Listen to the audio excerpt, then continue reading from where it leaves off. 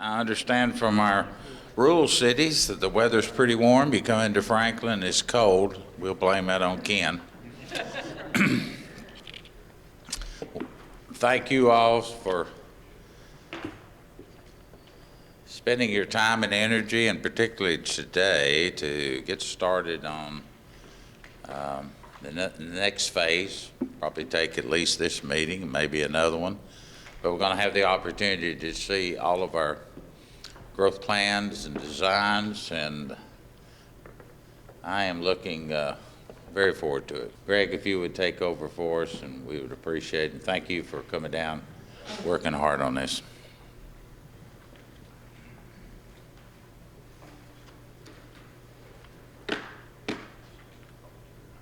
Thank you, Mayor. Good morning, everyone. My part of this presentation is going to be brief. The bulk of what you're going to see here today are the presentations of the individual communities showing you the results of the past 6 months or so worth of their work. You may recall my name's Greg Dale. I'm with McBride Dale Clarion. I'm the facilitator of this process, and so far it's been a pretty easy process because in working with this group and in working with the planners group that you're going to hear from in just a few minutes, so far everything's been moving along. We're a little bit behind schedule, but not a lot, maybe a month and a half behind schedule, but we're making good progress, and we hope that you will agree with that. So I'm just going to give you a quick kind of reset of where we've been and what we're all about in this process. And then we're going to hear the presentations in alphabetical order of the communities that you see there. We will then take questions and comments, and what we think, first of all, we've got a lot to cover here. You're going to hear 7 different presentations, each of the cities and towns and the county, where we've asked those folks to keep them to 10 minutes, which is pretty tight, but that still is going to add up. So what we're thinking is that we'll get all the presentations out on the table, and then we'll move to questions from you all. And as the mayor indicated, we do not expect, in fact, we at this point, we would not suggest that you try to agree on all of this because you're seeing it at the first time. So what we would suggest is that at this point, we focus on clarifying questions, just trying to understand the logic and the rationale and the analysis that went behind all of this. Then by the end of the day tomorrow, we will send you everything you're seeing here today. So we'll give you some homework to take it home, look at it, talk to your folks in your communities as you see fit, and then come back probably sometime in January to reconvene and talk more about it. And as the mayor said, this will take at least another meeting. It may take several meetings. It will take whatever it takes, because remember, what we talked about early is that we are in an informal advisory is a better word, an advisory process at this point. At some point, if the community decides to do this, it would move into the formal process that's established by statute, and then there are deadlines and so forth. So your job, excuse me, your job all along has been to help try to come to consensus on what we're talking about here as we go forward. Let me also remind you that there are actually 2 pieces to this process. There's the part where the boundaries are being drawn and consensus is being achieved, hopefully, on what those boundaries, those growth boundaries are. And then there's a second piece that we envision, which is essentially how do we implement those boundaries in a way that they work more efficiently. And those, we've always used the phrase intergovernmental agreements as this kind of umbrella term to hopefully result in the communities coming to agreement on how these boundaries are going to be administered. But what I want to emphasize is today, as you see in red, we're just focusing on the boundaries. We're not at that second part yet.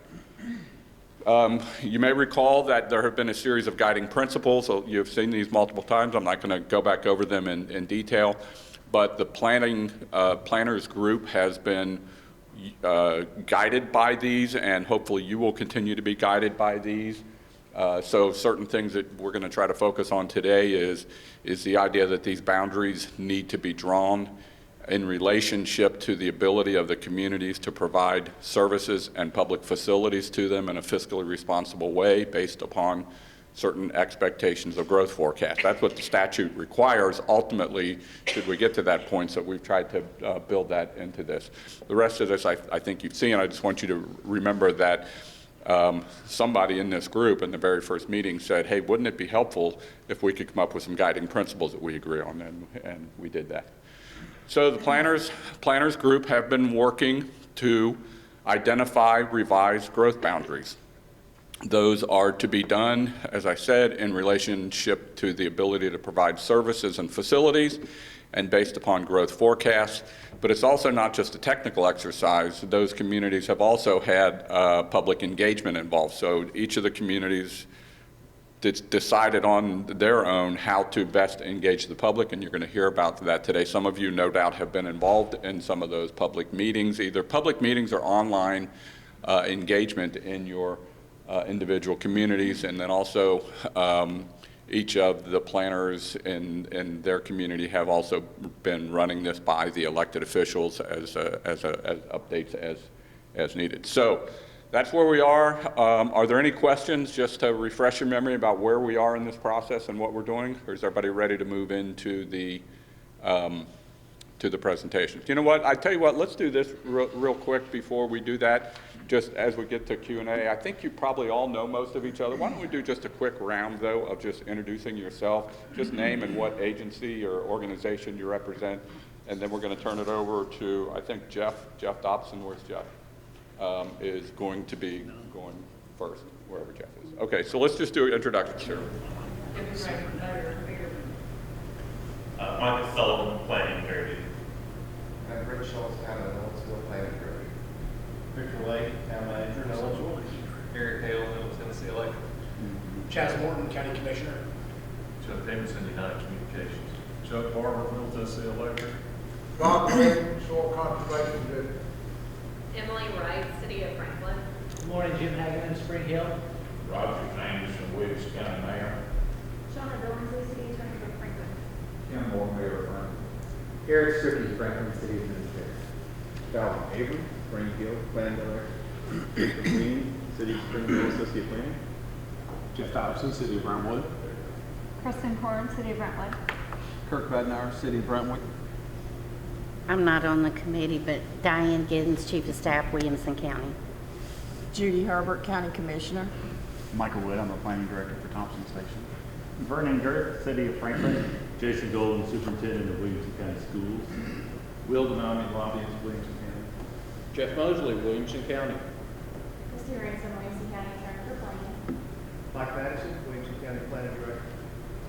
Joe Ford, Williamson County Community Development Director. Great. Is that everybody?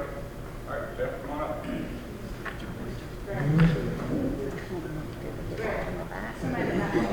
What did I do? Oh, I'm sorry, I didn't see you back there. I'm Rick Valance. I'm actually with the City of Murfreesboro visiting. Okay, well.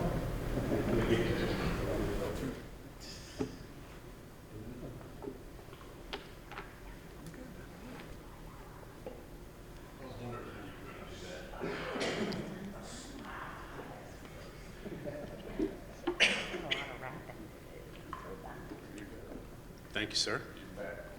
Good morning, everyone. Good morning. Our presentation is not going to even take 10 minutes. It's not even going to take 2 minutes. Okay? So what we have, I guess. There we go. These are our proposed urban growth boundaries with our new city limits. They are the same as they were previously. That's what I mean by not going to take very long. But I do want to point out a couple recent annexations that we have completed. They are in. Oh, I'm sorry. Thank you. I wanted to point out a couple annexations that we have recently completed, and that would be in this area right here and this area right here. This is an ongoing subdivision already. They've already started broken ground and everything. So that's it. Total area of the city is about 42 square miles. The area of the proposed urban growth boundaries are about 7 square miles, a little bit less than 7. There's my 2 minutes.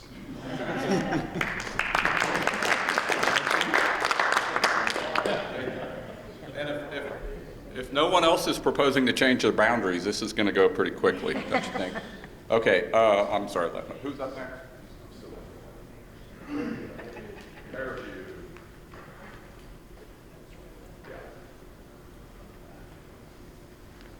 You threw me, Jeff. I wasn't expecting to come back up there.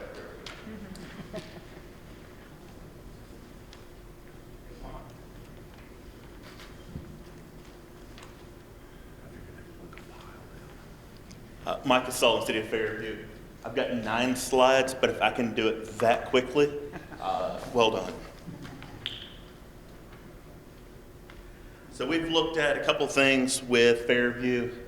One thing that we have that none of the other cities, communities have, we have that northwest corner and no one really touches us. So we do have a pretty big area between us and any of the other municipalities. With that being said, we have shown several areas in the blue that we're looking to add. The green's current city limits, yellow is the current growth area, and then the purple at the top is where we are looking to remove. So the reduction area is a pretty good outside area from the city limits. We're a couple miles out in most areas with that very low growth area. The city limits in the last 5 years, we've had probably 24 annexations adding somewhere in the 300 to 400 acres of area from the growth boundary presented earlier. So we know that there is some growth going outside the city limits, and that's why we've also suggested adding several of the areas that are shown in the blue. We see that the growth forecasts are going that area with the infrastructure as well as the routes towards Franklin, Murfreesboro, and then 65 as well. So we've added some into the 840 area. Our current street network in Fairview, we've got about 75 miles of road, but we do have Highway 96 and 100 as well as 840 and 40, and we're trying to use those areas to work with our growth. We have both intersections that right now are pretty rural, and being able to increase the growth in those areas is kind of one of our big pushes right now. One ugly thing about the Fairview area, and it's one that really controlled where we can grow to, anything that is the purple, then red, yellow, and black, that's anything over 15% grade. So as you're coming outside of the corporate limits right now at Fairview, we're getting into some really steep terrain. That limits our growth, and because of that, we're kind of drawing a line right there towards that Fairview area as almost a hard stop, just because of the inability to develop much in those areas. Providers, we've talked to Middle Tennessee Electric. Water Authority of Dixon is both water and sewer. They are proposing several new areas of development through the water and sewer. So that also helps us. Again, with the blue area on the bottom, that's one of our new areas we're wanting to add, but that's where we're seeing a lot of sewer capacity being added. Current medical, fire, and EMS, police, right there in the center. We do have 3 stations being proposed for fire, but that also limits how much growth we have and when we have it, just so that we can control those response times. School-wise, we have a cluster of Fairview Elementary, Fairview Middle, and Fairview High. They're somewhat close to the center of what was originally some of the growth area of town. Some of the growth has gone opposite direction with that, but some of the new areas we're wanting to propose definitely work with those schools. Then Westwood Elementary is kind of in the center right there, what we call the T-bone of Fairview. looking at the roads. It's how we kind of describe it sometimes. But school-wise, we're pretty decent right now with growth. I know that the 5-year plan has shown possibly a new school coming into Fairview for elementary. With that, we know that that will also control with the growth and how we work with that school system. That's all I have for Fairview. Greg, can we ask questions to go along, or do you want to wait for the end? We talked about that earlier, Mayor. I don't really have any problems. There's a few clarifying questions. What we do want to make sure we get through them all, though. So maybe if we limit it to 1 or 2 clarifying questions, just to understand what was said. Is that reasonable? Well, can I ask a question then about how, and I'm not familiar with this, how do we do de-annexation on these? Like Michael's got up there, the purple, that's what you call it, right? You're only reducing their UGB, changing UGB. What is at the top, whatever, that's purple or whatever? Yeah, that's where they're proposing to remove land from the UGB. And how do you do that? What's the process? Just through this process. Yeah, when we get to the official process, if we get there and there's a revised growth plan map adopted, that's when that will be removed from the official UGB. And is that all bordering, is that, Michael, is that touching Davidson County? I'm a little, Yes, sir. You got.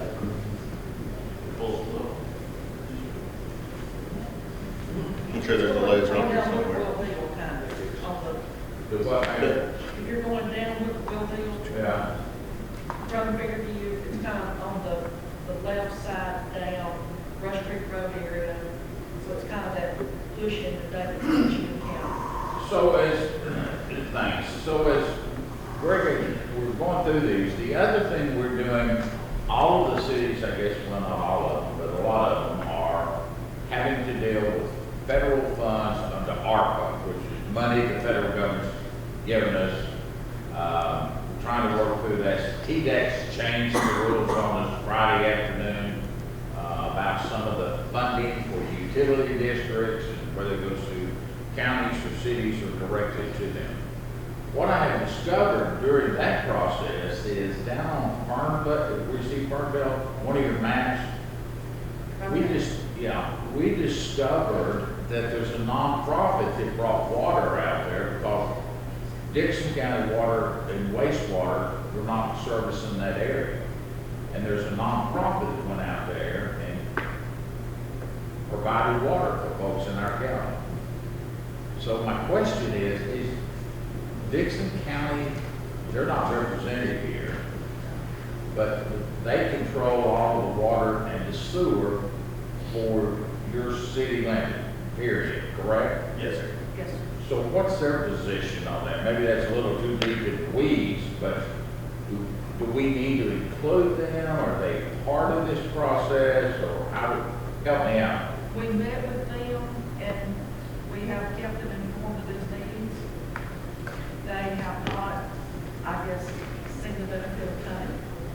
But we did meet with them, we discussed that 840, 100 highway road that direction. So they're in the process of, and Michael, correct me if I'm wrong, they're in the process of trying to get more sewer and water capacity out there. So that is also part of their growth, their plan growth is there. I did not know about the Fernville nonprofit.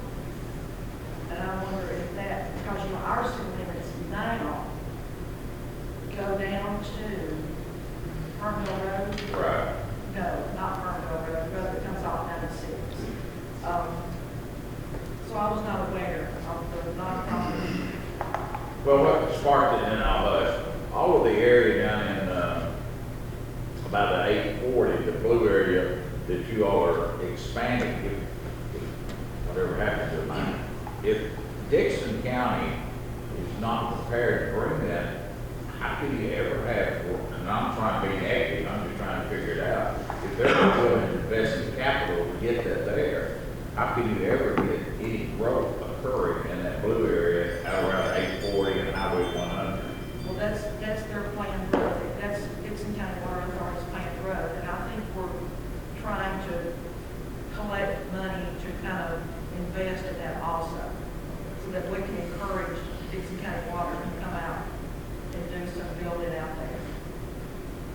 They've looked at some areas in Hickman County, down the 100 corridor to add some of their sewer. And this was one area that they showed that they would be able to serve as soon as that goes live. So the area there at Pinewood Road 840, that was one of their suggested areas of being able to serve with that future upgrade. So do we have, or do you have representation on Dixon? No. No, sir. It's all made up of the board members of Dixon County. No, sir. The last time I looked at that, their board was made up of guys older than myself. It never changed. Yes, and that came up at the meeting we had with them. And it was kind of suggested that we invest fairly money into that system. Would they give us a spot vote? I think their plan was that they might be able to give us one of the rotating seats. So those of you who know that, my response was, so we need to talk every 2 years. No, it'll be every 6 years, we get to have a voice on what goes on. So, that's one of the things we're struggling with.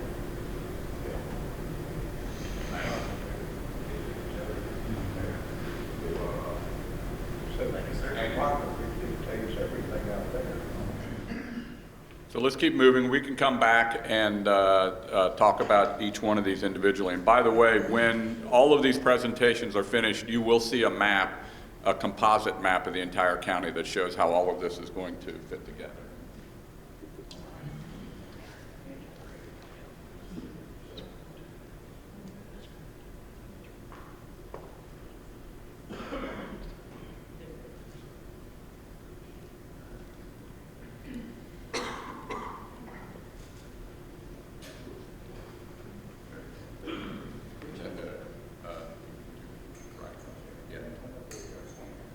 That's what I was trying to find before.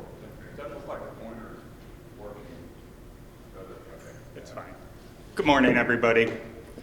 I don't think I can be as quick as Brentwood, as much we like to compete with them, but Just stay the same and all's good. right.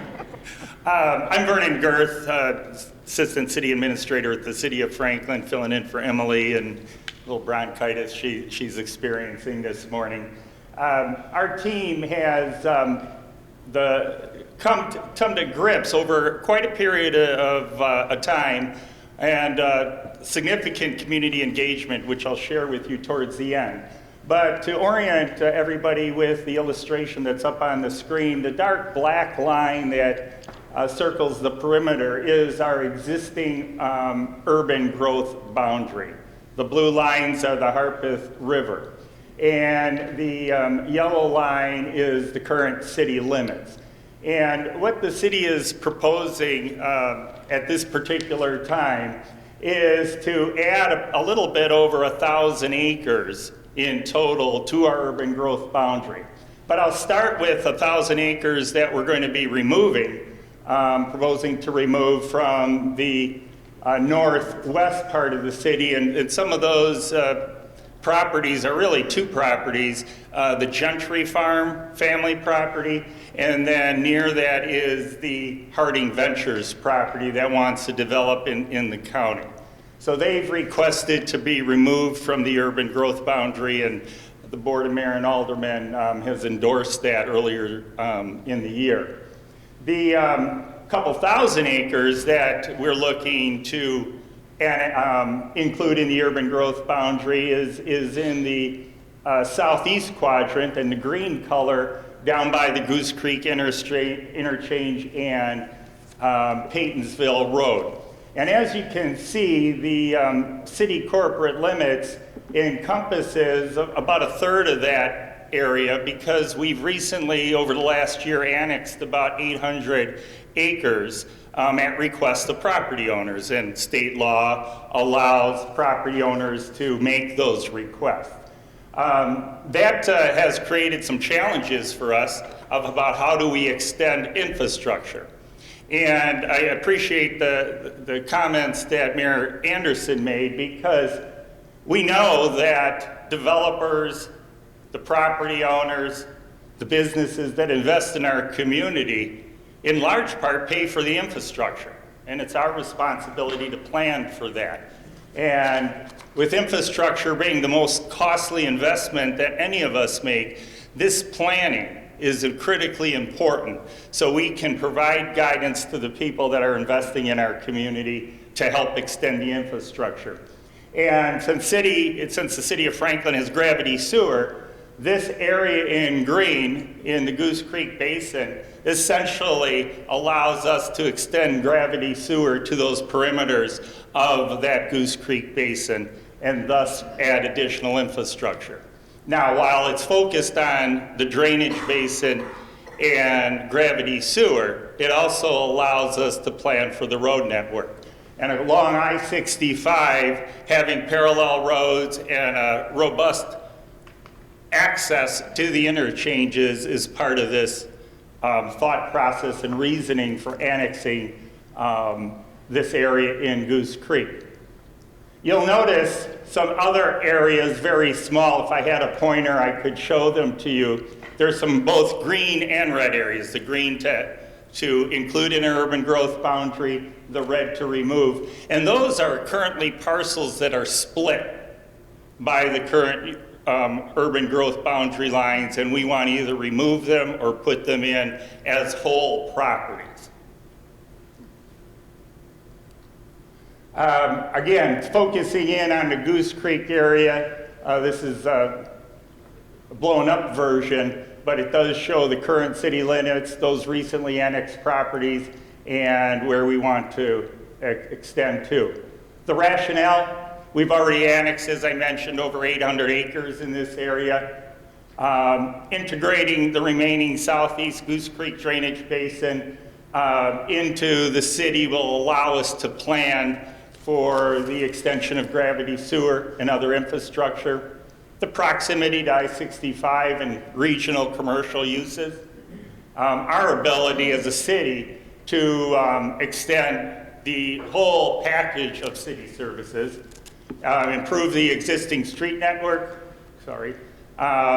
anticipation of future annexation requests, and actually over the last month I've received 2 additional calls of interest from property owners in that area. And then the city also, as I had mentioned, is making an investment to study the Goose Creek area to help property owners understand the potential of the uses of their property, but more importantly, how infrastructure can be planned and extended into that area as property owners look to develop their land.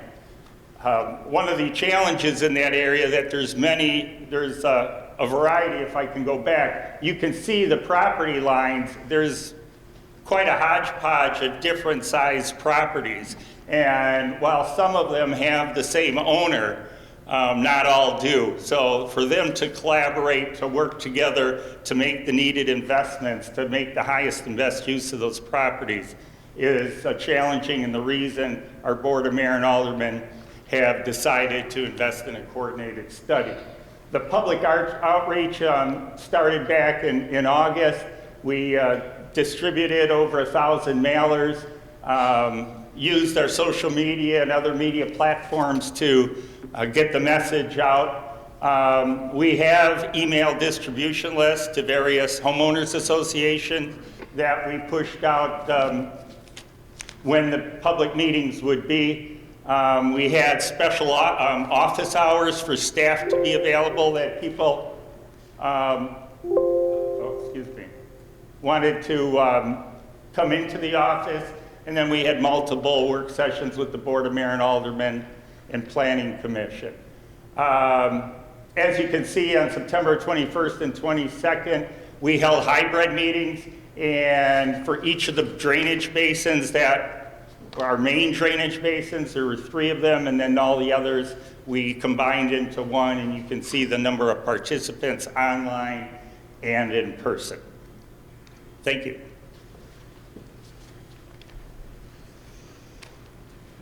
All right, we're gonna keep moving, if that's okay, so we can get through all these.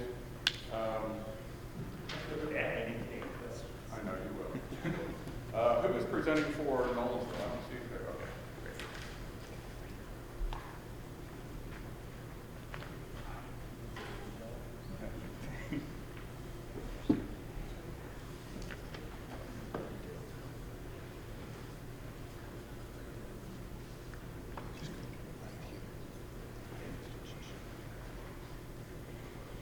All right, thank you very much. Brent Schultz. I'm with the town of Nolensville, new planning director. Been there months, so hang in there with me. I have toured around the town and seen these urban growth areas where we've been growing. And let me start running you through here. Victor was going to do it, but had to take a call. So first thing is, let me move this a bit here. So the Nolensville UGB study really considered the following: the population and economic growth trends that we've got going, projected infrastructure availability, our water, sewer, and roads, et cetera, our public feedback, we've had that, our need for additional land suitable for future growth to accommodate the population and the employment, and reasonably compact yet sufficiently sized to accommodate the growth within the next 20 years, and then the contiguousness to current UGB boundaries. So this is the Williamson County Growth Planning map. You've probably all seen that, and where we are up there to the right. So I'd like to show you, this is the existing UGB boundaries.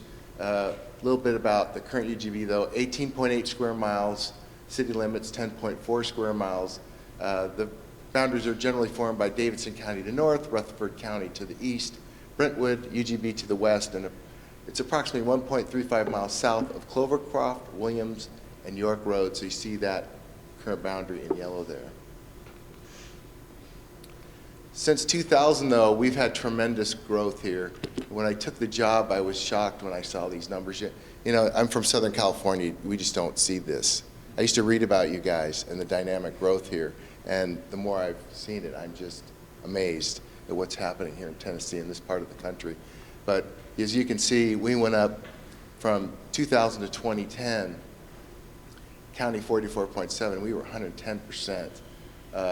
2010 to 2020, 135.9%. We're touching up against 14,000 people. I can tell you, I am just amazed at the calls I'm getting from developers and people that want to annex into the community. So 2030 and 2040, this is what we see happening in our town. We believe, estimated growth will go from where we are now to probably 28,000 or 103%. By 2040, we estimate we'll grow another 43%. Tremendous discussions on how we should grow. Last night we had a community character meeting. We're looking at rezoning our zoning code, and we're really talking about, planning as we grow, and that's tough. So tough decisions for our commissioners to make. So what kind of public outreach did we have? October 25th, 2021, we had our Planning Commission work sessions. We presented it to our Planning Commission and to the general public. We discussed the growth plan and UGB update process. Approximately 20 people were in attendance at those meetings before I got here. We live streamed all those meetings on the town website. On November 9th, 2021, we again had presentation discussion to the general public. We discussed the growth plan UGB again, presented the UGB expansion options. It got approximately 7 people showed up, and we had live streamed those meetings as well. So as you can see this is the proposed urban growth boundary. And so first I'll go over, it's the area in green is what we're looking at. It expands our current UGB by approximately 3.5 square miles to a total of 22.3 square miles. It's contiguous to the current UGB, as you can see there in the yellow, follows Nolensville Road out. Can be served by Metro Sewer and Nolensville College Grove Utility District, and it was presented to the Planning Commission and our Board of Commissioners. I was there when we discussed this at our last board meeting, the yellow. And then, oops, go back. What did I do? Maybe you can help me here. Yeah, I just pull the slides. And then our proposed UGB for 5-year evaluation is that area in purple around the green. It expands our current UGB by approximately 6.8 square miles to a total of 25.6 square miles. It's contiguous to the current UGB proposed and the expansion areas. It extends the UGB to the south along the US 41A and Triune, and it includes Osborne Park and the soccer complex. Potentially served by Metro Sewer, Nolensville College Grove Utility District. By that I mean, because as many of you have driven out on that Nolensville Road, it hits the ridge top there.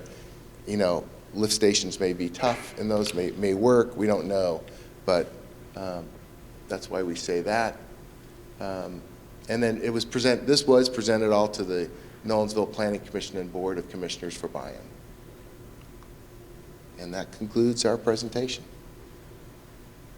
Yes, sir. Walk us through that map. The colors were kind of confusing. Light green, dark green, purple. Can you just give us a rundown? Before he does, let me point out one thing, just terminology-wise. What they're showing in purple is not actually part of the proposed change. They're basically saying beyond that, in 5 years, whenever we come back and revisit that, that's when we want to revisit. So that's not in your proposal, but you're looking at that as a... Looking at that, yes. The dark green is your expansion area? That's And the dark green is the expansion area, yes.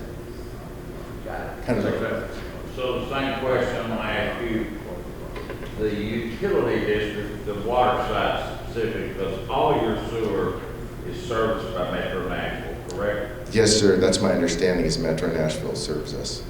And your water is served by 1 or 2 districts? I believe it's one district, the Nolensville. Yeah. And my understanding from the planner who's been there 3 months is that there's been no problems serving water or sewer to most everything that's been annexed so far. As a matter of fact, all the projects that I've seen so far, we're getting positive letters from Metro Nashville and the water district that they can serve those areas. And Victor's back if you want to answer any questions of my boss. All right. We'll save up any of the in-depth questions. We'll come back to those. But I do, Eric, I'm glad you pointed that out, just so everybody understands that purple is really kind of the long-range vision. And that's good to have, and there might be other communities that want to do that, but that is not before us in terms of the actual growth boundary change. All right, so with that, Greg, before you jump off that map, Victor, how did you get the far left of this map, the green on the far side? How did we get that annexed to begin with? Is that in the middle of the green?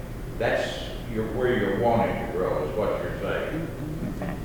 Not making sense. You see the 2 green on the left? yeah, so it's kind of, there's a slight difference between the blue, which is the current town limits, and the purple. If you can see that blue finger that sticks up there, that's actually corporate limits, right?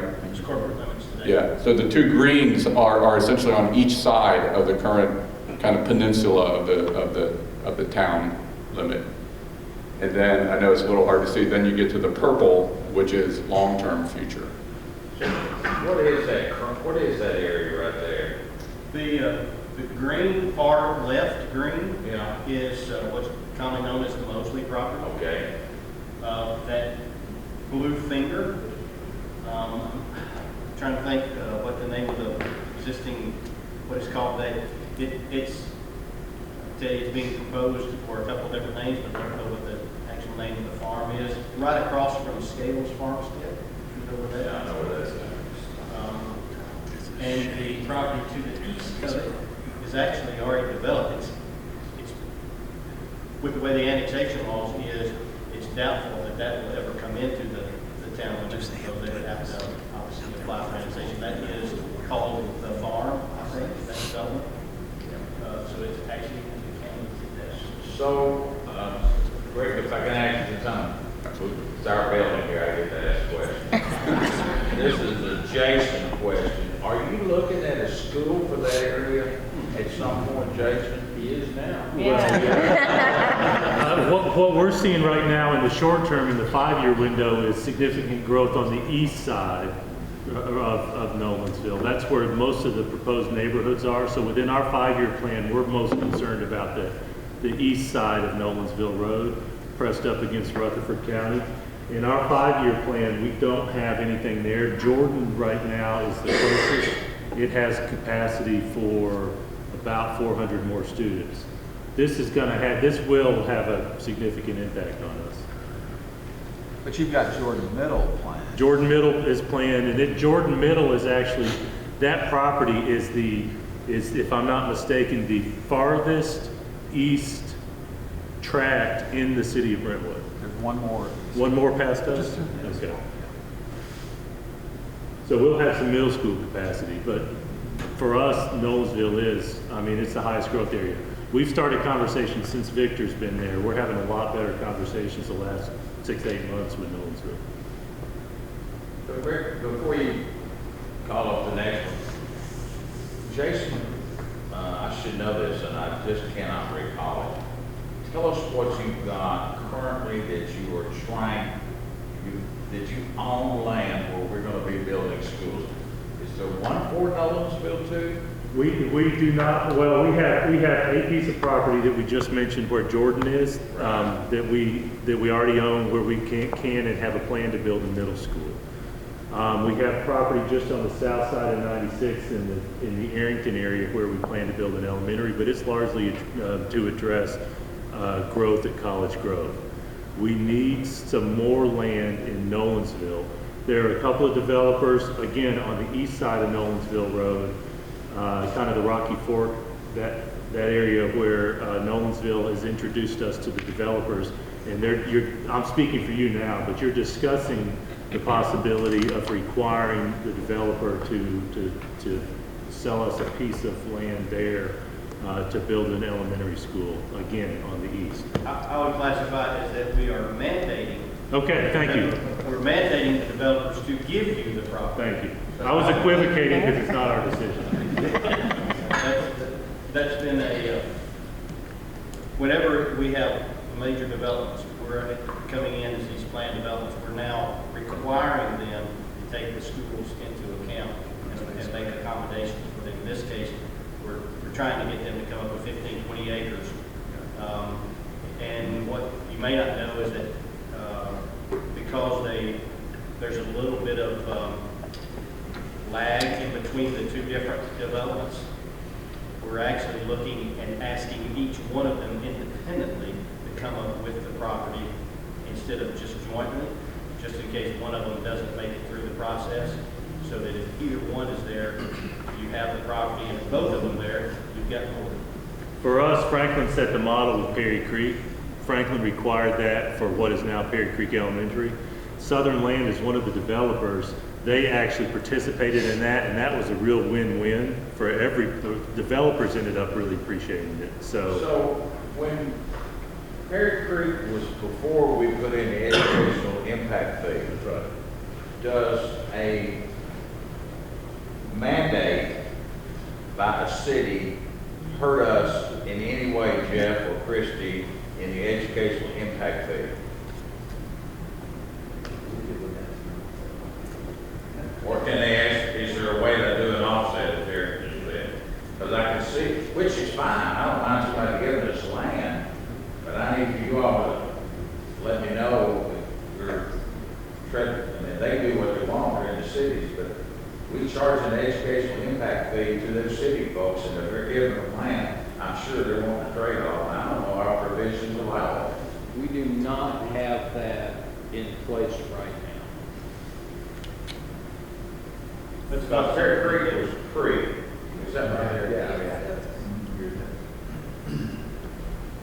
I can tell you, they've never asked us that question if there was a trade-off of. They'll ask it after this meeting. That's on video. We'll have to even look at our authority to do that under the private act, because with the County Powers Act sitting out there, I'm not sure how much we could go back and amend that even to give ourselves the authority subsequently. So that's something we'll have to look at, but I'm not even sure we've got the authority to do that. She agrees too. She lost. Great. But the city is also obligated to approve the plan of development. Right. I mean, if they just think it's appropriate in whatever way. Yeah, it's a community facilities. Hold on, Mary, guys. No, it's fine, answer. I would, Hold on. I mean, I'm not going to speak for the attorneys in the room, but it seems that if it's a planned development and the city finds that it's not appropriate to zone it to whatever density they're asking for, then they could disapprove that request and it wouldn't be a taking because they could still develop under their existing zoning. But as part of the planned development process, if a requirement is that the property for the school be included, and that's something that the city's looking for, it seems like that could be part of that rezoning request, but, yeah. Yeah, but you can disapprove it. I mean, you can disapprove the zoning if you don't find it appropriate. Yeah, but they would still have their existing zoning. They could still develop it with their existing zoning, so it wouldn't be taking Greg, Yes. if I may, this effort here leads us, our respective jurisdictions, into the land uses as we grow as a community. And what I'm hearing is it's not so much taking or requiring a developer wherever they're developing to donate land. The county has the school fee that if we're being proactive in our planning and anticipating the growth, as Jason pointed out in this area, that we could propose to buy that land from the developer or the school district to then develop it. And it's no different than right-of-way.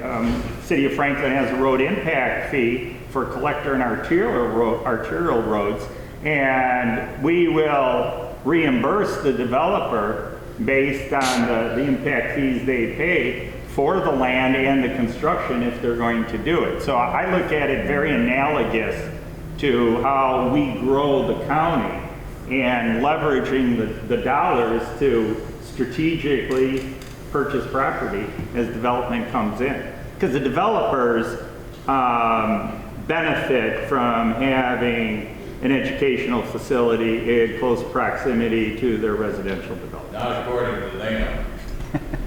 Well, if you use... I'm joking with you. Well, I know that. We went through this process, and you would have swore we were cutting them off at the knees. Yes, and I would say at Longview and Spring Hill Elementary, or the school that was built there, those residents appreciated that, those neighborhoods, and eventually the developer benefited from it. So we're getting into a level of detail here that's interesting because it illustrates how everything we're talking about here has, tentacles that go into other things. And it occurs to me that when we get to the next phase of this, after we agree on what the boundaries are, we're going to come back and talk about what are the rules of how all of this is going to work. How are we going to implement this? And this is probably an example of the kind of thing that we need to tease out here is once we put these boundaries into place, what are the things that need to make it work? I mean, we've talked a lot about intergovernmental agreement between municipalities and the county, for example, or municipalities and municipalities, but obviously there are a lot of other interests and institutions represented in this table. So that's the kind of thing that I think we would want to be thinking about in the how do we make these boundaries work well portion of the discussion. All right, well, let's keep moving. We've got a couple more. Calvin, you want to come up and talk about Spring Hill?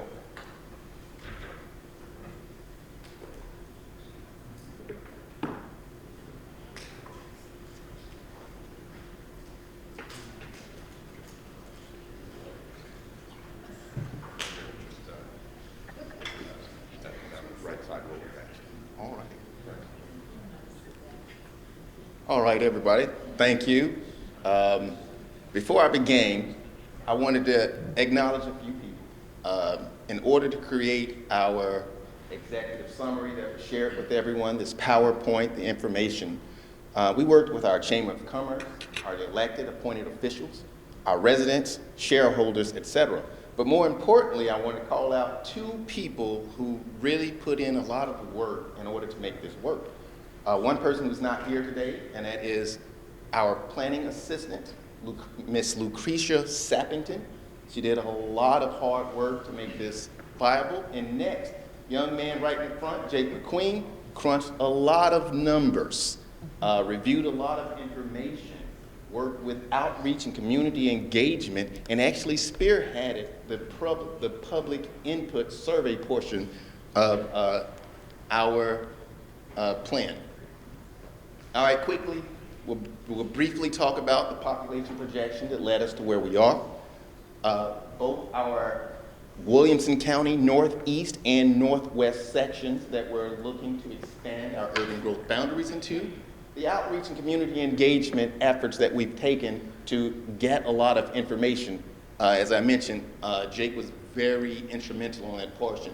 And essentially, our citizen survey and next steps.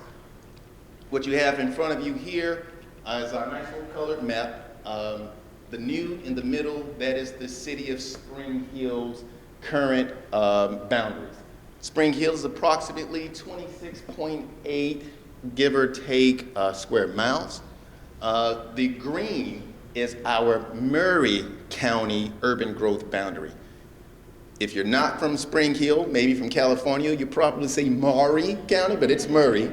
So then the yellow is what you're seeing. The northeast and northwest is our proposed urban growth boundary in Williamson County. Quickly, population projection. As we looked at our census population projection over the last 10 years, we identified a couple of things. Currently, the city of Spring Hill is approximately 50,005 population. However, when we looked over the last 10 years and we took that data and we based it upon the growth that we looked at, we came up to 7.2% growth. So if we look at that 50,000 over the next 10 years, we will be at approximately 107,000 people within the city of Spring Hill. However, if someone wants to be more conservative, because the last year of 2020 is kind of skewed, we had about 26% growth in Spring Hill in the last year. So if we take that last year out and then we redo our numbers, it takes us down to approximately 4.6% as the average yearly growth. And even with that number, in the next 10 years, our projected growth will be at 84,000 people in population. As we looked at the northeasternmost section of the urban growth boundary that Spring Hill is looking to grow into, is approximately 4 square miles. That's the area that many of you may be aware of, a small project that we have going on that's really close to that area called the June Lake. Not that big, you know, a little over 700 acres. Really a lot of mixed-use development, but it's providing a lot of infrastructure, and including the expansion of the 65 ramp in that area. We foresee that this area is going to look for a lot of development. Because you know, when water, infrastructure, utilities, roadways are provided, developers will come. So again, the northwest is 3 square miles. We're looking at that area. It does have Duck River in that area. We have a lot of topography concerns in terms of getting it ready to develop it. But the northeast is the area that is likely more to develop in the next year plus. Outreach. We met several times with our Chamber of Commerce. Again, Jake worked with our Outreach and Communications Director. We did a both in-person outreach and community engagement. We started out with our Spring Hill Chamber of Commerce, reaching out to the business community. We sat down with them. We provided also our citizen survey with them. We addressed questions. We shared with them where we were looking to expand. They shared with us what their concerns were and how we can better work together to provide more input and to be more successful with our urban growth boundary. Next, that same day, we moved on forward and we had the same meeting. It was streamed online or live with our citizens. Same difference. We entertained questions. We provided what the urban growth boundary were. We provided the citizen survey both online and in writing. And that leads us to our next thing, After we concluded both our public and business outreach community engagement, we had a presentation before our Planning Commission. We provided input, we gave updates of what was occurring. So our next step is to have that same update with our Board of Mayor and Aldermen. Originally, I expected to have it done in December. We got set back a little bit, so more than likely it's going to occur in January of 2022. So what you have in front of you, our survey, we had 6 questions. Some simple questions, which ultimately, as you can see, what we identified was at the time we were providing our outreach and community engagement in real time, we got a lot of positive feedback and input from our citizens and business community. However, once we shared that the citizen survey will be available online, then the couple of weeks after that, the input started to swing, which gave us more input that one thing we had to improve on is citizens' education, how we can better work with them to provide things to them up front, answer their questions up front as we did with the initial outreach and community engagement, and give them the actual time to vent and or provide their input in real time. And that we ultimately believe will add to more promising positive input for our citizen surveys. Next, what we looked at is really important. We looked at 3 areas, or we gained feedback from 3 areas. As you can see, the highest 3 were 1, transportation. Most people complained about congestion. How do we get to point A and point B? What are other multi-modes of transportation that we can use to be more effective? How can we connect those into our urban growth boundary areas? How can this input into our developments in the long term? So things that we need to focus on more. Second, we looked at land use community character. With Spring Hill, of course, we have some agricultural land. We have the majority of our development is residential. So we're looking, as I say often, Spring Hill is no longer a bedroom community. We're over 50,000 in population. So we're looking to have a more robust, diverse economy that includes office, commercial, residential, hotels, etc. So that's what we're looking at. Also, while we're looking at that, we're looking at how we can responsibly grow and maintain a particular corridor where density can accumulate while maintaining on the same character, on the same hand, that rural agricultural areas or rural residential areas that will allow us to have that separation so the citizens can feel like they're at home. They don't have to be necessarily overburdened with city life. However, those who want that, who wants to build within or to live within that more diverse, dense areas, they can get that as well. And as we know, the density is extremely important. As we're looking forward in the next 10 years, the only way that you can reduce congestion and decrease the level of service is by having many of your community centers in an area that's walkable, bikeable, and other modes of transportation. Hence, I'll go further next. And lastly, we had community facilities, infrastructure, and the e-services. As we all know, with COVID, it forced the public government to be able to be more appreciative of virtual meetings, working from home, and looking at other ways that we can integrate not only our workers, but our workers with the private sector so that we can be more efficient, not necessarily having to come into the office at all times. Next, as we saw, 48% of our input said we need more natural areas, more parks, conservation areas. Again, those are things that lead to more of a community center that allows people to get together, congregate, and not necessarily need to drive to get from point A to point B. Of course, downtown city center, we're looking at that. We have ideas. We have a development, Keaton Square. We also have our downtown working group that are looking to how we can better improve our infrastructure in particular areas to make those grow. And then lastly, we're looking at the residential neighborhood areas and the city neighborhood areas. That goes back to what I discussed briefly about the density and maintaining the rural characters in particular situations and areas. With that, proposed expansion. What are our next steps?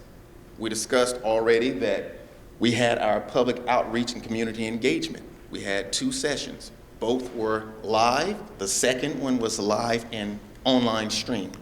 We coupled that with our citizen survey that allowed us to get real-time feedback and ability to address those. We presented that before our planning commission, and next step is to present that before our board of mayor and aldermen to gain further input. The citizen survey that I identified was online for 4 weeks, and that was information was gleaned that's going to help us to move forward with our next steps, which is right now, the City of Spring Hill 2040 Rising Plan. It's 6 years old. You know, it can use a little updating. Our Board of Mayor and Aldermen has worked with us, and they have given me an all right budget so that we can update or take the next step to our 2040 Rising Plan, which would be maybe the 2050 Rising Plan. And through that next Rising Plan, the update to our long-range plan, what we will identify is many of those questions that we gleaned from our citizen survey. Where are the areas that should have the density? What are the things that we can use to support multimodal facilities? Transportation demand management measures. Is Spring Hill ready for that? Are we not ready for that? That's another conversation that we can have. Again, with our update to our 2040 Rising Plan, 2050 Rising Plan, that may or not be the name. Those are the next things that we can take that would also show us what are the character areas, or what are the areas of the characters that we're looking at? What will they continue to be? How can we tie our urban growth boundary, the northeast and northwest sections of Williamson County, into that? Next step, I've been talking with Micah several times. I really appreciate him. He reached out to me before the City of Spring Hill even shared our proposed urban growth boundary with anybody. Micah was the first person who saw it. We had a conversation up front, and I appreciate him driving to Spring Hill and talking with me, sharing the information he knew. And before we even began this conversation, Micah signed on and let me know if there was going to be any complications or not. So I really appreciate that from Micah. We also, the City of Spring Hill, has worked with Thompson Station, and we already have an intergovernmental agreement in fact, at this moment. We've actually been sharing information over the last month, a couple of weeks or so, with developments that are coming down the pike, potential developments that are looking to coming down the pike, concerns that we may have, concerns they may have, and we've actually been working together before this process is concluded. Again, I thank you, Michael, with that. And finally, of course, we're looking to have corridor management agreements, other intergovernmental agreements that can allow us to improve how we communicate with each other and move things forward. And that ends my report. Any questions? Oh, thank you. Thank you. All right, thank you.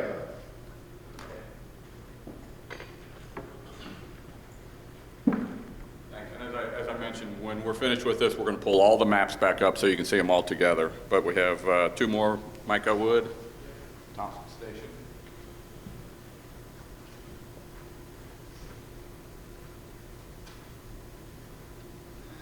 If y'all want to send Calvin and I good vibes as we try to get Spring Hill and Thompson Station to work together, we'll appreciate that.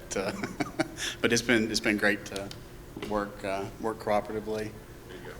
Okay, so everybody, I'm Michael Wood. I'm the planning director in Thompson Station. See if I can figure this out. I'll walk you through the town's urban growth boundary study process, and I'll start us out with this discussion where we started out, which was with the public engagement.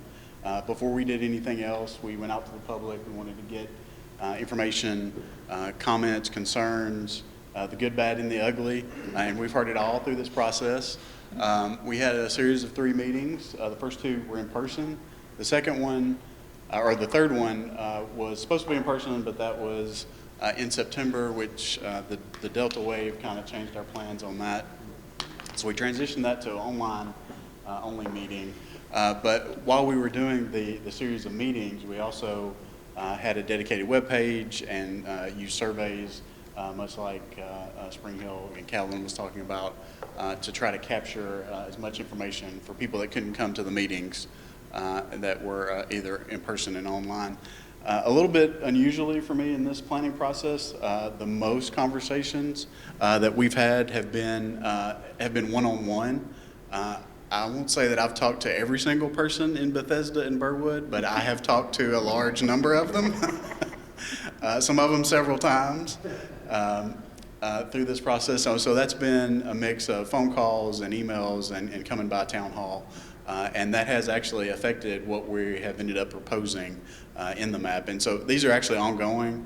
I'm sure when I get back to the office, I'll have a series of calls I'll have to make back to people on that. But we wanted to be this to be a responsive planning process, and I think you'll see that in the results in the maps. As we were doing our online or our public engagement online and in person, we also started doing the nuts and bolts part of the planning process, looked at existing conditions and context, looked at historic growth, and sometimes you can use historic growth to project into the future. I think as my colleague in Nolensville was saying, from 2010 until 2020, Thompson Station grew at 241%. So really don't want to use that as a projection going into the future. That's a little bit difficult. So instead of using the historic growth to project future growth, did a series of linear growth projections at 3.5%, 5%, and 8%. And then that kind of gave us a range of population that we were looking towards in 2040. So context also means, the actual existing corporate limits, the urban growth boundary, and then of course our neighbors in the unincorporated county, and then north and south. We're obviously sandwiched between Spring Hill and Franklin. So obviously what they did was going to affect our urban growth boundaries. So of course from the staff side, I think we have had really good communication all the way around on that part of it. So kind of took the existing conditions and then started looking to do a study map of kind of where growth could go in terms of conversations that we had with individual property owners, people that have called us for annexation in the year or so, 2 years I've been working with Thompson Station. We kind of plotted those out. Looked at this as kind of this is kind of a heat map, kind of what we referred to it internally. You can see the red areas are right, kind of easily to be absorbed into Thompson Station. The blue areas, a little bit further out, harder to provide services, maybe further out in terms of a time frame. So as we were looking at this map, we said, well, okay, maybe the urban growth boundaries, time limited. Maybe there's a 10-year urban growth boundary and a 20-year urban growth boundary. So that kind of got us to this map, and you can see the yellow is that 10-year. So that would be kind of the near-term annexation area. And then the green would be that 20-year annexation time frame. So this was the full extent. This was kind of what we call our version 1 map. The full extent map, this is the one I think that got shared around to a lot of especially the unincorporated county in Bethesda and Burwood, and which was good. I mean, that's what we wanted people to see it. We wanted to hear people's concerns about it. And it really we did hear a lot of concerns. Of course, a lot of people see this as an annexation map rather than an urban growth boundary map. So that, of course, got a lot of people's hackles up. And so we're able to talk through, annexation could be a result of this, but it also doesn't mean that anything's going to change if this map was adopted. The long and the short of it, it caused us the amount of people that had concerns, kind of didn't want to be part of Thompson Station's urban growth plan, really caused us, Mayor Napier had said, if people don't want to be in Thompson Station, we don't want to kind of force the issue. We want to be a good neighbor. So it really caused us to go back and look, especially at that kind of 20-year timeline, and say, well, maybe now is not the time. I think kind of what Nolensville has done. Maybe now is not the time to look at that.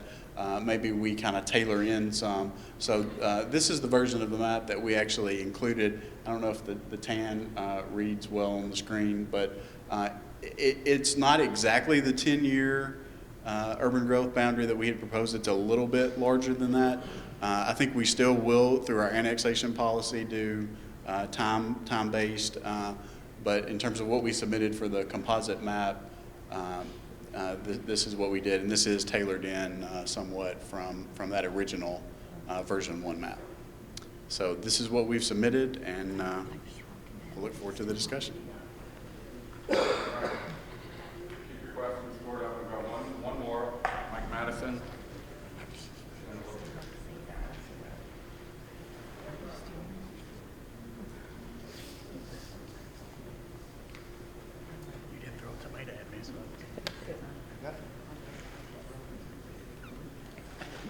Okay, good morning, everybody.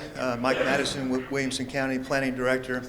So instead of urban growth boundaries, the statute mandates that counties identify rural areas and planned growth areas. And so that's what we've been looking at.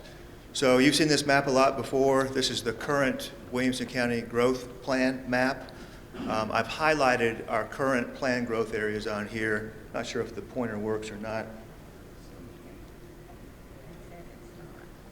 It doesn't appear to be, but toward the northwest in the grassland area, you'll see 3 different planned growth areas. Those coincide with the boundaries of sewer providers. Sneed Road corridor for your reference, and up toward the Hillsborough Road area to the northern part of the county. And then there's also a fairly large planned growth area currently out in the Triune area in the eastern part of the county, where Highway 96, Horton Highway and Nolensville Road and I-840 all come together. The rest of the white area outside of those planned growth areas are identified as rural areas. So our recommendation is really based upon our recent comprehensive land use plan, which was just adopted last year.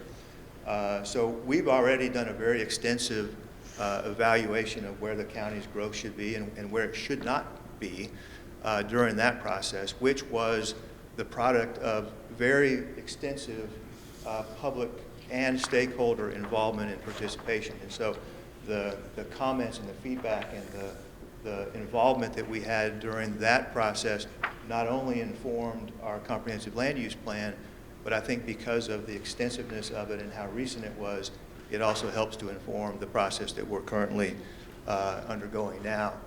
So there's a lot in the comprehensive plan, but the key land use recommendation of the plan was to reduce allowable residential areas in rural areas from 1 unit per acre to 1 unit per 5 acres. And much of the western part of the county was already zoned that way, but most of the eastern part had been zoned for many years 1 unit per acre. And so that was the key land use recommendation, which was actually implemented about a year ago when the county changed the zoning of much of the eastern part of the county from 1 unit per acre to 1 unit per 5 acres. When we were doing the plan, we were able to pretty decisively demonstrate that there were numerous benefits of that land use recommendation. So, fiscally, we were able to show that in terms of the cost of providing services to the county, this land use recommendation was significantly better than the old land use pattern that had been in place for many years. We're also able to demonstrate significant traffic and transportation benefits, but then also significantly, I think we were able to demonstrate that this recommendation would have benefits on quality of life and was much more aligned with the vision that the citizens expressed during that process. We had overwhelming support from citizens and from stakeholders regarding the recommendation to reduce rural densities. I think something like 93% of those who participated supported that idea. And as you know, it's hard to get 90-something% of people to agree to just about anything. So we felt like that was pretty decisive. And then again, that recommendation was implemented about a year ago with that change in zoning. So our recommendation in terms of rural areas and planned growth areas really very closely mirrors the recommendations of the comprehensive land use plan, where the green shade represents the rural areas, which are intended to be areas that should be developed at a lower density than urban and suburban areas. And then what you see in yellow are the various planned growth areas that we're proposing, and I'll kind of go through what those are individually. But planned growth areas are areas that are kind of within the larger rural area, but are intended to develop at a higher intensity than that surrounding rural area. I wish we had the pointer, but going from west to east, you've got Leaper's Fork. That's an area that you're familiar with. We did a special area plan with the community out there and developed some very specific land use and zoning recommendations. The Grassland area that you're probably familiar with along the Hillsborough Road corridor. The Rudderville area, which is out near Page High School, which is currently a hamlet, but the comprehensive plan recommends doing a special area plan that would ultimately result in that becoming a village. Same with the Arrington area out on Highway 96. And then you've got Triune and College Grove, which are also areas that we spent a significant amount of time working with those communities to develop initially a special area plan and then tailored zoning district standards for those areas. So just as a comparison, you can see the existing plan showing the rural areas and planned growth areas, and then what we're proposing now, which results in about an 80% reduction in the overall size of our planned growth areas. Again, we felt like the comprehensive plan was very important in driving our recommendations. We did do some additional outreach, but instead of asking citizens, within about a year and a half of what we asked, what we'd already asked them, what they want to see, our approach was more along the lines of a confirmation of what they had told us a year and a half ago, and the feedback we got was that yes, this is still the approach that we want to see. We also did present this recommendation to both our Planning Commission and our County Commission. So with that, I'll entertain any questions that you may have. Let's do this. We're about an hour and a half into this. We want to get you out here within 2 hours, and we can stay as long as you want, but I suspect you want to get on with your days. Let me do this. A couple more slides.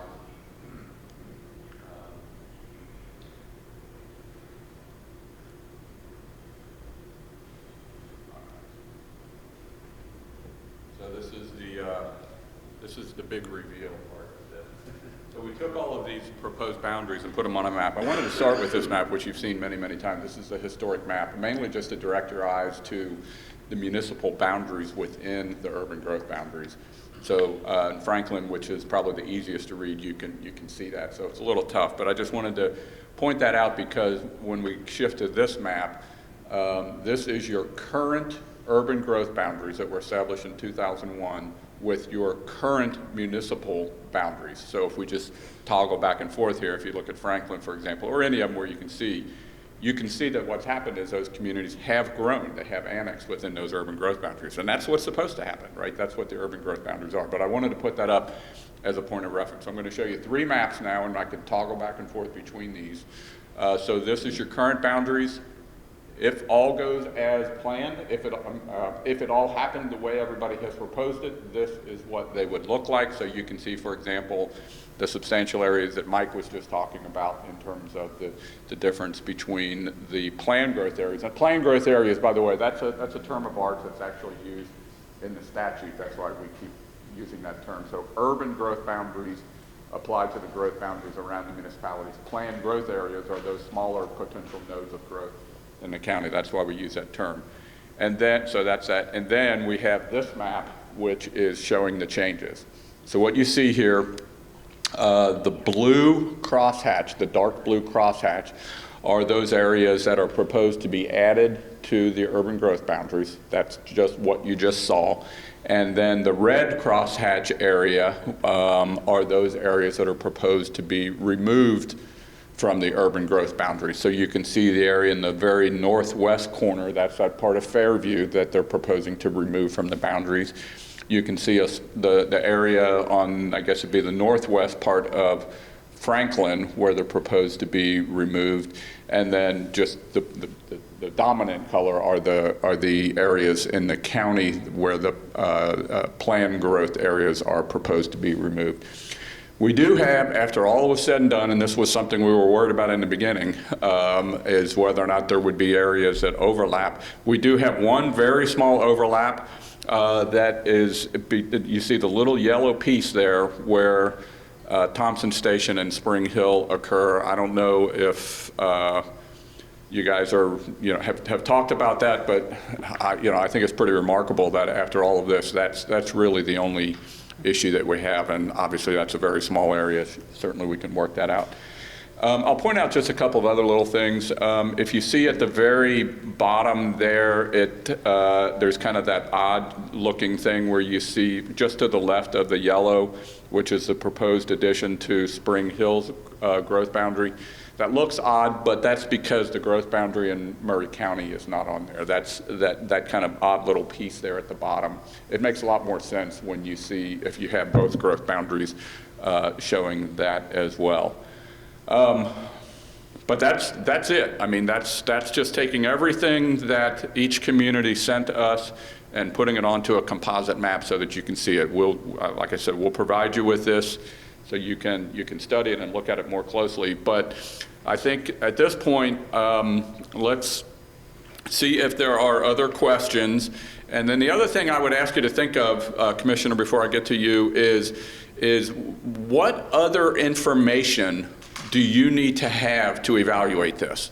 In other words, I think it would be helpful for us and for each of the community to know, gee, I don't quite understand the rationale. Can you explain more about this? Not that we'll answer it today, but the things that, are there additional homework you want these folks to do to come back to talk a little bit more about that? So be thinking about that. So Commissioner, why don't you go? Okay, I'm the commissioner for College Grove, Bethesda, a little part of Thompson Station, a little part of Spring Hill.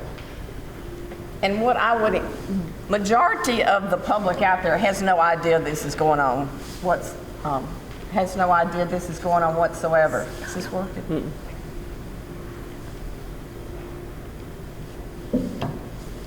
They don't know it's happening. And I do want to thank the city of Franklin because I get a lot of input, and they sent letters to everyone it affects so they could voice their opinion about their property. And that's what everybody needs to remember here. This is these people's property, and they have a right to say what they want. I've made people in my area aware of it. I wish everybody had contacted the commissioners in their area so they could make their people aware of it. Micah really doesn't like me anymore. That's not true at all. I'm the reason everybody's harassing him. But, most people live in the rural areas because that's where they want to live. They do not want to be in these cities, and I think the people need to understand and respect their wishes. So I still wish you would contact your commissioners and get the word out. People do not know about this. You may think because you put it on your website, they don't know about this. The only ones that I knew were the city of Franklin, and I've had people call me from there. And I really like that because they had the opportunity to call and voice their opinion of whether they didn't want to, because those people were in my area too. So, if the boundaries don't change, if they stay like people are proposing, there's going to be a lot of people at these public hearings because I'm going to make sure they know about it. Because, we're here, it's the citizens' property and it's their right to make this decision. Thank you. Commissioner, from your perspective in particular, that blue hatched area just to the right, to the east of Thompson Station, and then the other one to the east of Spring Hill, is that the area of concern that you're most It's mostly focused? Bethesda is Right. Bethesda is just, even though, and here it comes back to the concerts at the rock quarry. This is an example. It runs right by all these people, and they have such a bad taste in their mouth. They do not want to be in the city. Even if they've got 1 acre lots, they don't want to be in the city because it's not going to benefit them any. Right now, there's no service that can be provided. So, but no, they are, I've got a petition out there with hundreds of signatures of people that do not want this.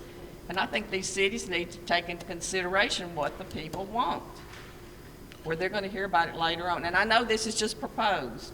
Right. And the other thing, Micah Wood, you covered a lot pretty quickly in that area. You actually were looking at 10 and then 20, and it sounded like what you settled on was something sort of in between. Can you just, is there anything you want to do to clarify that? Because I know you thought a lot about that area that Commissioner Herbert's talking about. Just clarifying how you got to that. Yeah, and we did tailor it in, I mean, based on the feedback and wanting to be responsive. We also feel like we have to be, balance the need for looking at Thompson Station's growth over the next, 10, 20 years. So I think we'll end up with a 10 and 20 year policy. We'll do it as part of our annexation policy that we already have. We'll just kind of add that map to it, and kind of the near term areas, the ones that are right along the border, will be in a 10-year time frame. Everything else will be a 11 to 20 year time frame. So we do want to be responsive to folks, and we have taken folks out that have requested, while also trying to look towards where the town could grow by the year 2040. So this is the first time that this process has been revisited in 20 years. We're basically right at a 20-year period, but there's no reason why it needs to wait another 20 years. So if you think about this like a community plan, a comprehensive plan, we're accustomed to thinking in terms of 20-year horizons with the expectation that things get updated every 5 years or so. So when and if we get to the statutory part of this process, it only talks in terms of urban growth boundaries. Within your plan, there's no reason why you couldn't identify certain things that are 5, 10, whatever, however you want to do it, with the understanding, and that's what Nolensville did, right? Nolensville in there said, here's our proposed growth boundaries, but here's an area that we want to revisit when this gets updated. It's just kind of the world's on notice that this is a potential second tier beyond what we're talking about there. So Greg, the only other thing I'll add, we're also updating our general plan, and this will all be folded into that as policy. We're going to do land use, future land use map based on the urban growth boundary as well. So we'll have policy, and anything in that's outside the 10-year would be that rural estate kind of policy. Other questions? Yes. Just a little bit of a follow-up on the Thompson Station question. I have a pretty good understanding of how services are provided, where sewer's coming from, where water's coming from. What I would like to see, in addition to the information that we've got, is what is Thompson Station's plan for services and how it's going to bring those online and provide those by itself. We can provide those. Our utility board worked up a policy framework for the urban growth boundary expansion, and we can provide that. So, Micah, while you're on the hot seat there, keep the mic. Micah and Calvin, the little yellow area that appears to be an overlap, is that something you've talked about, or is that just a little rounding error kind of thing? Yeah, we haven't talked about it specifically. I think that'll probably be something we can easily work through. Okay. I think we included it because we did have some people ask for it to be, but we'll get together on that. Yeah. And again, I'm just curious because that's right up against the county line, and I didn't know if that was something that was made complicated by that. Calvin, did you have anything to add to that? No. Okay. Okay. So that's not okay. That's fine. Commissioner. Also, it's not just providing water, it's also sewer. Like in the rural areas, they already have their septic system. Sewer means nothing. But also, Thompson Station doesn't have a police department. They don't have a fire department. They're not providing any other services. I mean, what do people get for being in the city? You go, Micah. You guys shouldn't sit next to each other with that microphone.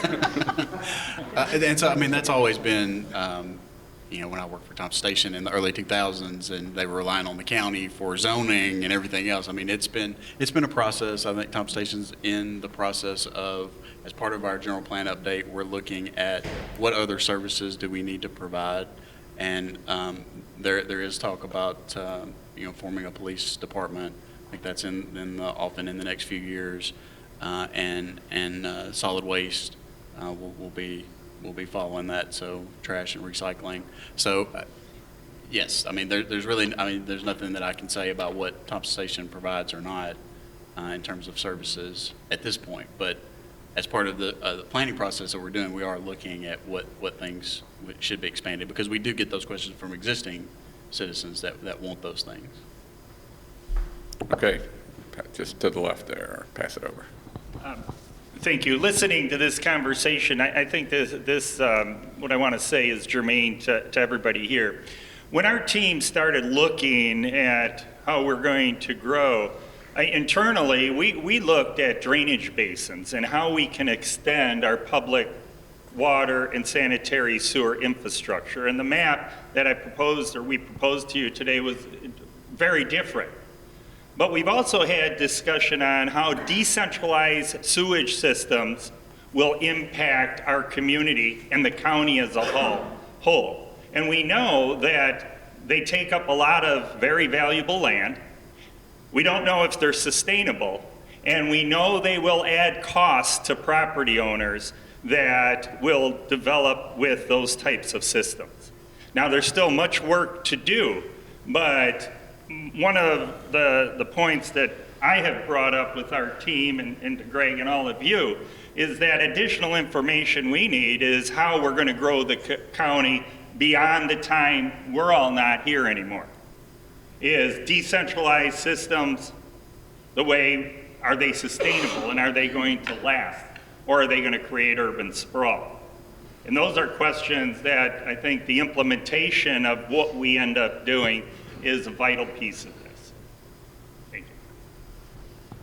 All right, other questions or comments? And again, what we hope to have happen is either now or in some kind of follow-up period over the next week or so is to get whatever feedback we need to get to these planners to go back and to bring back to you so you can better understand it. So it is helpful to hear if there are red flags that you're seeing, because this is a group, this is a process where we want to try to bring consensus out of this. So we need to have a way to get there. Yes.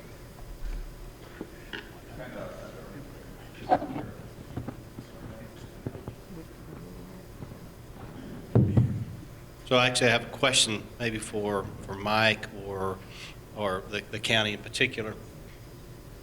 When we annex property, it automatically comes in as an ER zone for us, which is an acre and a half per unit, or 1 unit per acre and a half.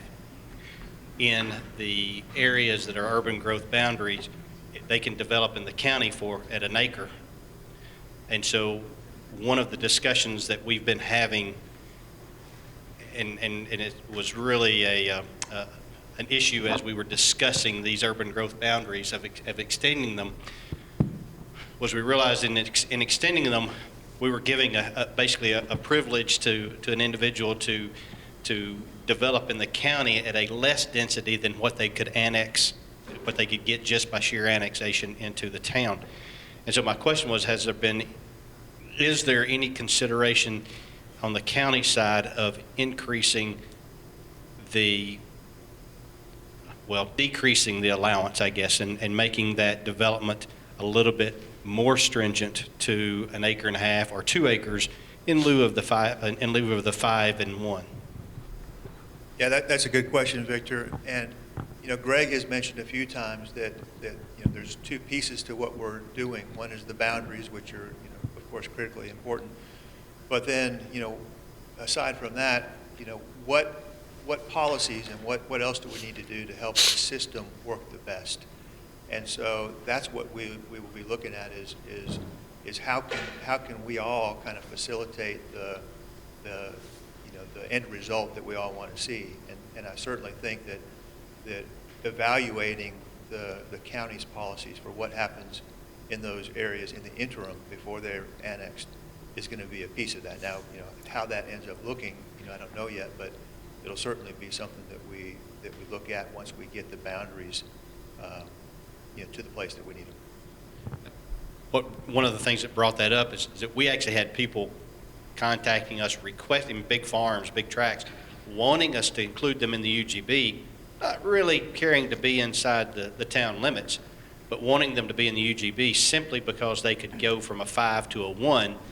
And, we're looking at it going, well, we might like to have you inside the town limits if you're going to at least be a 1, but if we annex you, you're 1.5.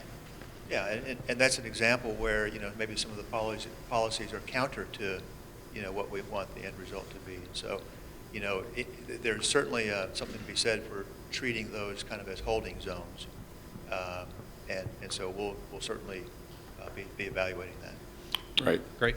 And as Mike said, that when we talk about the rules, the second part of this, he's right, that's what we're talking about. And that's probably the biggest question in my mind, is what happens in the interim when someone wants to develop their property in the urban growth boundaries, but the municipality is not ready to annex it for whatever reason, utilities or whatever. What are those policies? What should the county's policies be? What should the municipal policies be? That's that second part that we need to nail down, because boundaries are great, the lines are great, and you've had those for 20 years, but we're just trying to figure out with you how to make those work more efficiently. Okay, other questions? Over here. I'll just following up a little bit on Victor's for Mike. The planned growth areas that exist, the planned growth I think you have to hold it down. The planned growth areas that exist today that are going away, will those then revert to the 5-acre density? Yes, they will, based on the recommendations of our comprehensive plan.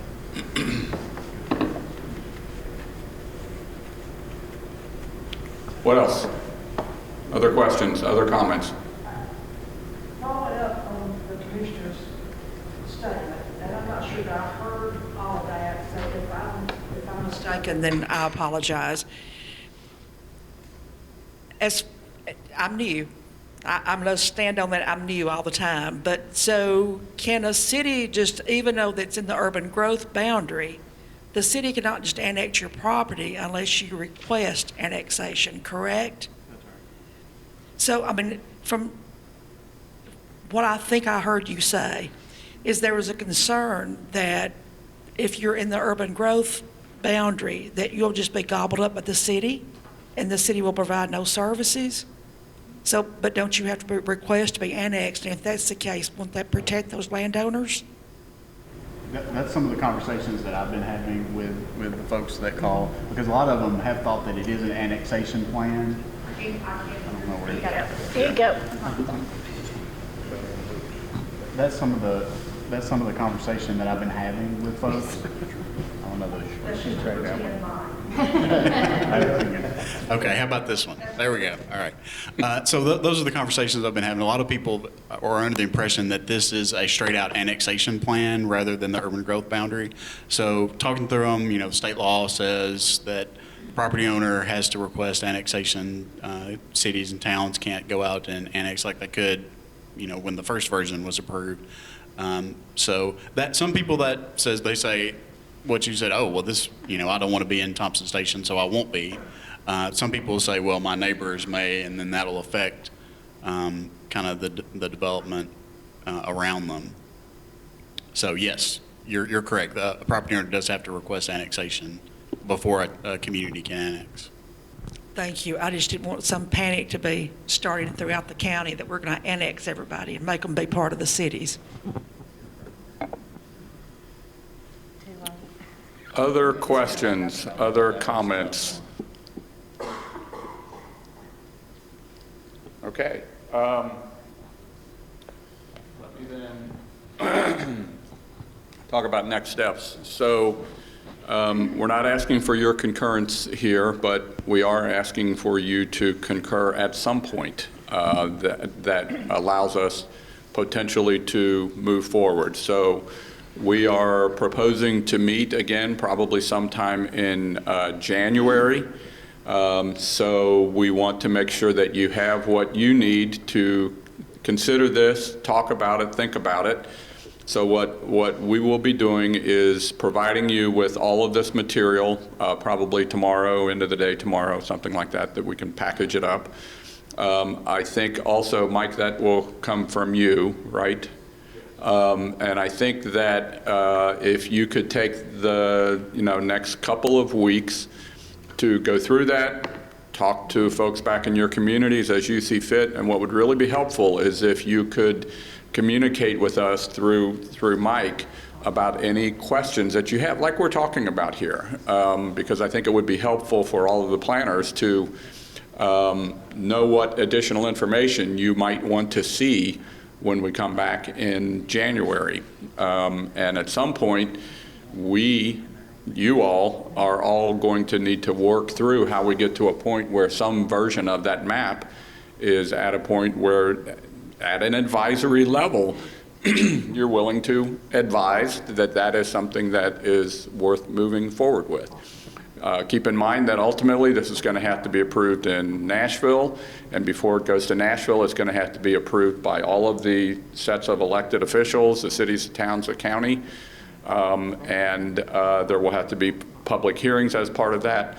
So, we would very much, and I think you would very much, before you move out of the advisory stage, come as close as you think you can to a set of boundaries that is a consensus base. Now, again, once it goes into that formal process, formal public hearings, elected officials review, we can't predict exactly what's going to happen, but certainly before it moves out of this process, we'd like to think that we built as much consensus as we could. Does that make sense? Okay. Mayor, is there a final comment you want to make?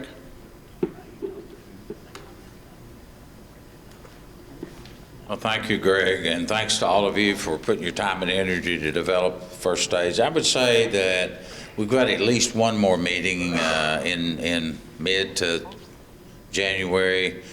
Probably come back with some more questions. I was also sitting in the back thinking, I'm so thankful that Middle Tennessee Electric and United have been here. I wish more of our water utility districts, because I know for a fact that there are city overlaps with our utility district overlaps, and oftentimes those are issues that you can't provide those planned services that we need.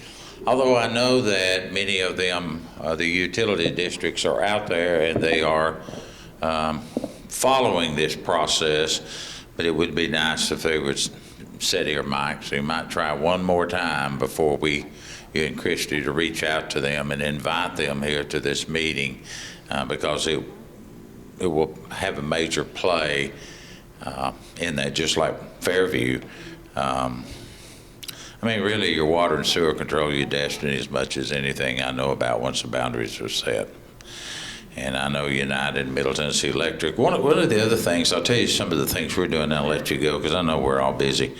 During this review of the ARPA funds, we hired Paul Webb, who's one of our county commission, retired, and a CPA, to oversee our plans. And he's been meeting with, in fact, we've got a meeting or two today, with our different utility districts, cable companies, utility, water, sewer, you name it. And it's just been amazing to me from a county level to be able to invite you to sit there and hear these comments on how we're going to disperse this money and who gets it. But to actually see from my level how our county is going to look over the next 20 and 40 years when it comes to broadband and for communication.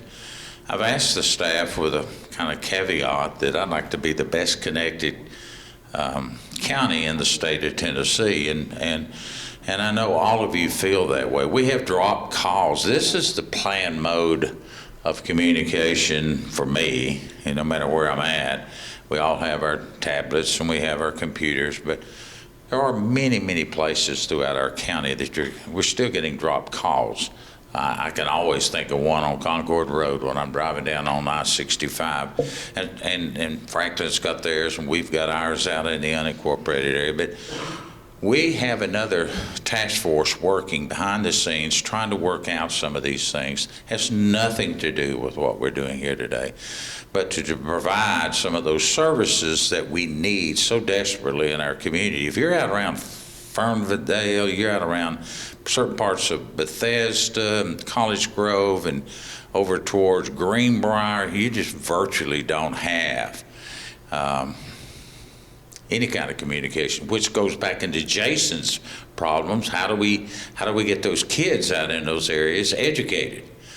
And how do we deliver those services? Because we are going to there'll be a time that most of our education will be almost mandatory to be on some access without coming back up to your local library or your church, and we're trying to infiltrate that and put as much as we can, put it in our parks and recs, but we've got to have the cooperation of United and Middle Tennessee Electric, and they were in last week, their prospective presidents in, and they've mapped out a plan to serve 7,000 people. 7,000 people with some of this state funds, federal fund, and ARPA funds. And that's, if we can take pockets of that and run it all over and work with your municipalities, I will plan next year to come around and see all of your commissioners and aldermen, because there's areas that we've got county property that we could help with some satellite, tower that I probably need help in order to provide that in some of the local areas, because nobody really wants a tower in their back door. I get that. I totally get that. But at the same time, we've got to be able to provide those services, if nothing else, for public safety and the use of our phone. That's difficult lift that we're doing, but hopefully we'll get there. Hope you have a Merry Christmas and New Year's. So Mike, you're going to handle this probably January. I have one more meeting. Ken, could I get you, Dr. Moore, could I get you at the January meeting, maybe take 10 minutes, has nothing to do with this, but because you're the chairman of the Mayor's Caucus, could you give us an overview of where we are in the transportation area for this group of people? I know they all have representation. I know Victor comes up and different city managers come up to the MPOs and the RTAs and all the acronyms we've got.